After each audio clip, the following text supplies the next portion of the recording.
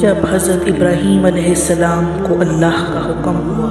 کہ خانہ کعبہ کی تعمیر کریں تو حضرت ابراہیم علیہ السلام نے اللہ کے حکم کے مطابق خانہ کعبہ کی تعمیر شروع کر دی، اور جب تعمیر کرتے کرتے خانہ کعبہ کی دیواریں حضرت ابراہیم علیہ السلام کے سر سے اوپر ہو گئیں اور حضرت ابراہیم علیہ السلام کے لیے مزید اینٹیں لگانا مشکل ہو گیا، تو تب حضرت ابراہیم علیہ السلام کے ایک معجزے کا نزول ہوا جو کہ ایک پتھر کی شکل میں تھا، جس کو مقام ابراہیم بھی کہا جاتا ہے۔ یہ ایک مقدس پتھر ہے جو خانہ کعبہ سے چند گز دوری پر رکھا گیا ہے۔ یہ وہی پتھر ہے کہ جب حضرت ابراہیم علیہ السلام کعبہ کی تعمیر فرما رہے تھے اور دیواروں پر سر سے اونچی ہو گئیں تو حضرت ابراہیم علیہ السلام پتھر پر کھڑے ہو کر کعبہ کی تعمیر فرمانے لگے۔ یہ آپ علیہ السلام کا ایک معجزہ تھا کہ یہ پتھر بھی نرم پڑ گیا اور آپ علیہ السلام کے دونوں قدموں کے نشان پتھر پر پڑ گئے، اور اس پتھر کا یہ معجزہ بھی ہے کہ جب آپ علیہ السلام اس پر کھڑے ہوئے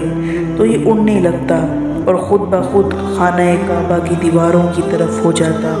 اور حضرت ابراہیم علیہ السلام آسانی سے پتھر لگاتے جاتے اور کعبہ کی تعمیر فرماتے جاتے۔ آپ علیہ السلام کی وجہ سے اس پتھر کی قدر و منزلت اس قدر بڑھ گئی کہ اللہ تعالیٰ نے قرآن مجید میں 2 جگہ اس کی عظمت اور رفعت کے بارے میں خطبہ فرمایا۔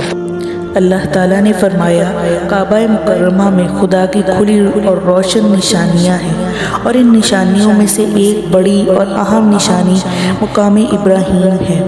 اور دوسری جگہ اس پتھر کی عظمت کا اعلان کرتے ہوئے اللہ تعالیٰ نے اپنے کلام میں فرمایا، اور ابراہیم کے کھڑے ہونے کی جگہ کو نماز کا مقام بناؤ۔ 4000 برس سے یہ پتھر کھلے آسمان تلے رکھا ہوا ہے۔ اس پر 4000 برساتیں گزر گئیں، سینکڑوں آندھیاں اور طوفان گزر گئے، بار بار حرم معظم میں سیلاب آیا اور یہ پتھر سیلاب کے تیز دھاروں میں ڈوبا رہا۔ کروڑوں انسانوں نے اس پر اپنے ہاتھ پھیرے، مگر آج تک حضرت ابراہیم علیہ السلام کے جلیل القدر پیروں کے نشان اس پر باقی ہیں،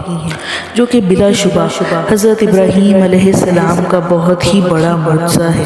اور بلا شبہ یہ اللہ کی بڑی نشانیوں میں سے ایک نشانی ہے۔